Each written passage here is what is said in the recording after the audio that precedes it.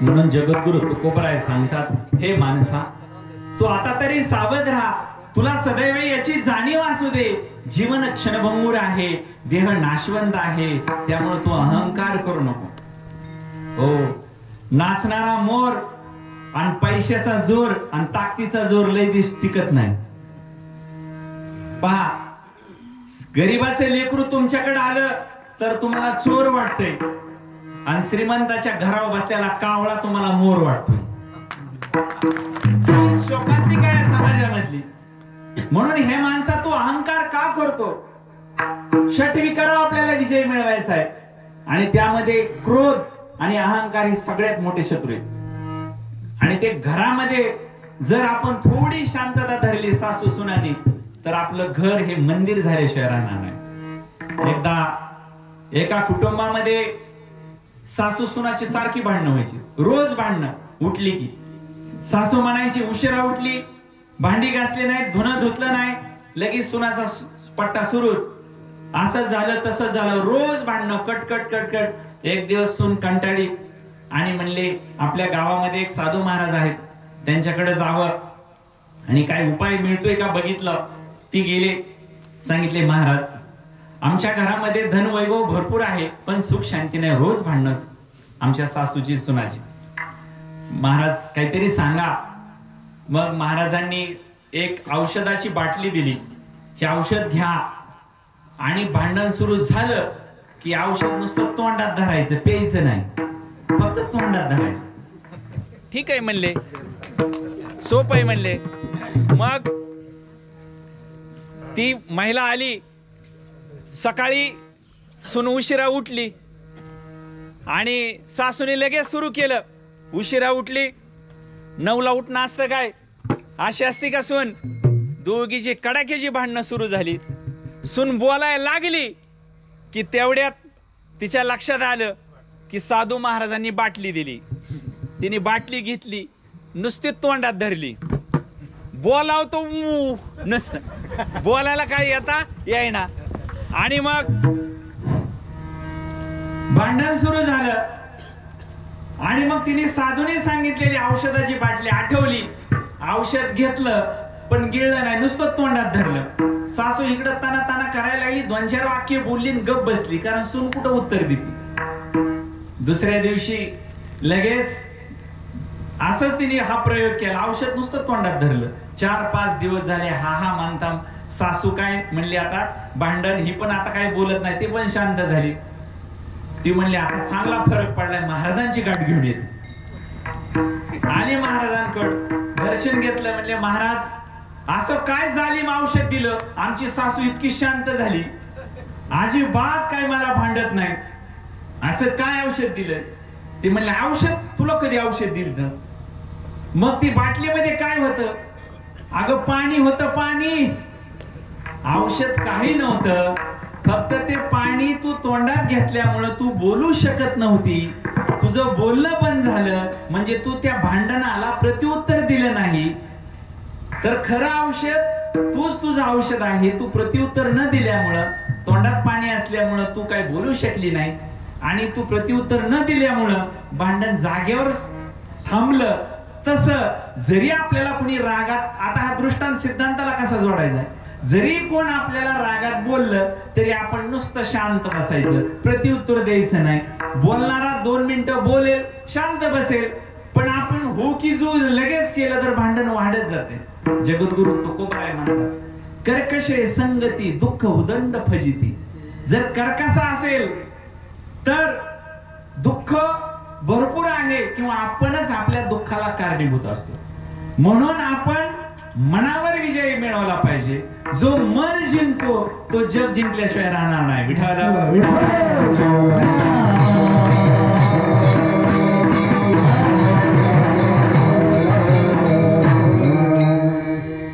जगद्गुरु संत तुकाराम महाराज म्हणतात, संत समागमी धरावी आवडी, करावी तातडी परमार्थाची.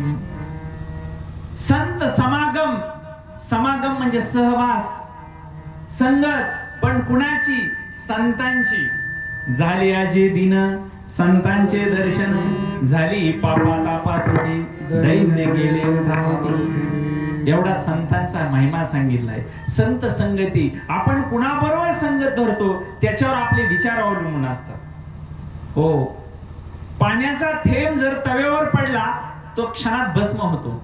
तोच पाण्याचा थेंब जर शिंपल्यामध्ये पडला तर त्याचा मोती होतो. थेंब तोच, परिणाम वेगळा. म्हणून आपण संत संगती धरली पाहिजे. एकदा कुरुक्षेत्रावर भगवान श्रीकृष्णाला अर्जुनाने प्रश्न विचारला, हे भगवान, मृत्यू तर सगळ्यांचा होतोच. जे सत्संग करतात, प्रवचन करतात किंवा सत्कर्माची ज्यांच्याकडे शिदोरी आहे ते सुद्धा मृत्यू होतात, त्यांचा सुद्धा मृत्यू होतो. आणि जे मौज मजा करतात त्यांचाही मृत्यू होतो. मग फरक काय, का करायचं? भगवान श्रीकृष्णाने खूप छान उत्तर दिलं. हे पार्थ, हे अर्जुना, ज्याप्रमाणे एखादी मांजर उंदराला धरते, दात लागतात आणि त्या उंदराला नष्ट करून खाऊन टाकते, त्याचाही मृत्यू होतो.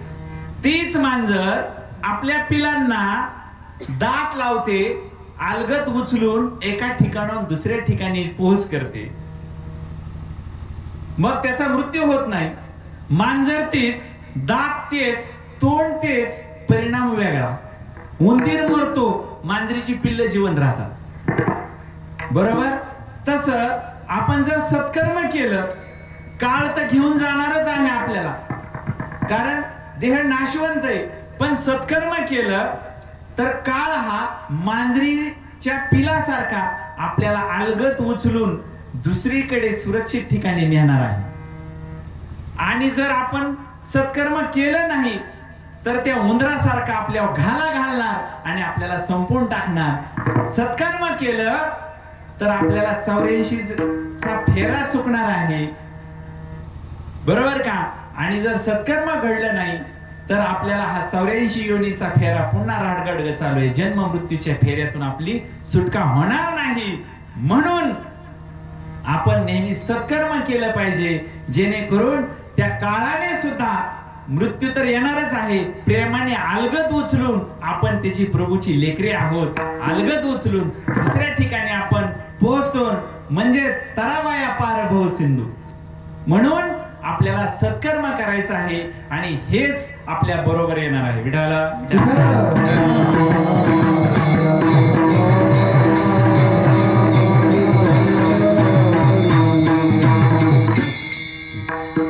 एकदा एका राजाने राज्यामध्ये घोषणा केली की माझ्या राज्यामध्ये, माझ्या दरबारात शेळी आहे आणि जो कोणी ही शेळी चारून आणेल, पण माझ्या दरबारात आल्यावर मी त्याला चारा टाकेल, पण त्या शेळीने चारा नाही खाल्ला पाहिजे, शेळीने चारा खाल्ला नाही पाहिजे. मग शेतकरी भल्या पहाटे उठले. ते म्हणले, मग दिवसभर चारल्यावर काय शेळी खाणार आहे, आपण दिवसभर भरपूर चारायचं शेळीला. गेले शेतामध्ये, वनामध्ये, जंगलामध्ये, दिवसभर पहाटे उठूनच शेळी चारली. आले राजवाड्यात, राजाने चारा टाकला की शेळीने पळत जाऊन चारा खाल्ला.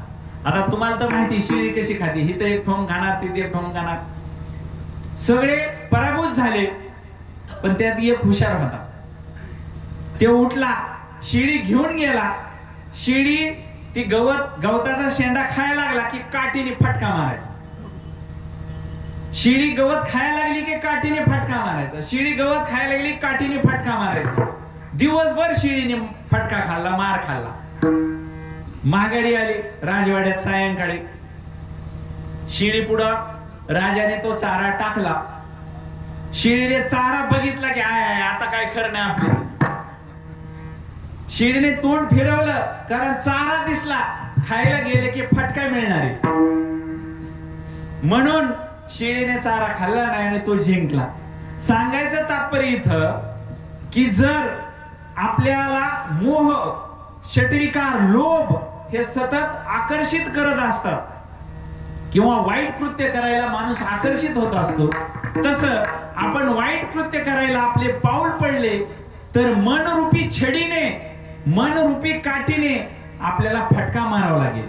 जेणेकरून आपलं वाईट गोष्टीकडे मन जाणार नाही, मन नेहमी सत्कर्माकडे जाणार आहे.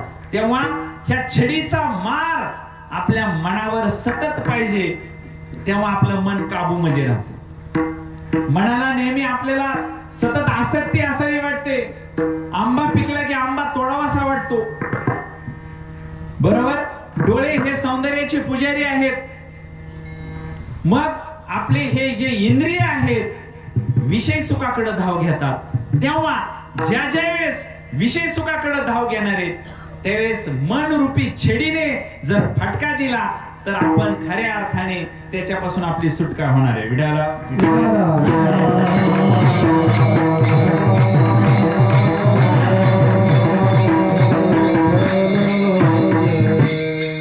जगद्गुरु तुकोबराय म्हणतात, हे माणसा तू संतांची संगत धर, संत समागमी धरावी आवडी, करावी तातडी परमार्थाची.